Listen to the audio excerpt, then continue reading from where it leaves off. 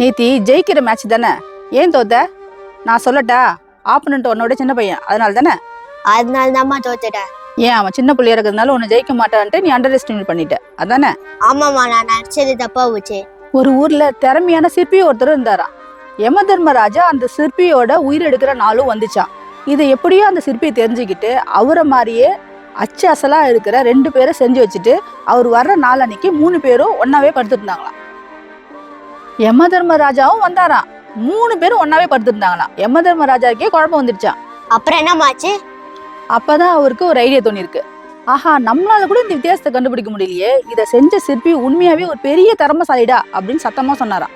அப்புறமா அதை கேட்டவுடனே அந்த சிற்பிக்கு சந்தோஷத்துல முகமெல்லாம் பூரிச்சு போச்சான். அப்புறம் என்ன, வந்த வேலை ஈஸியா முடிஞ்சுது. யம தர்மராஜா சிற்பியை கூட்டு போயிட்டாரு. நம்ம கிட்ட என்னைக்கு கர்வம் வருதோ அன்னைக்கே நம்ம தோத்து போயிடுவோம். அதுக்குதான் இந்த கதையை சொன்னோம்.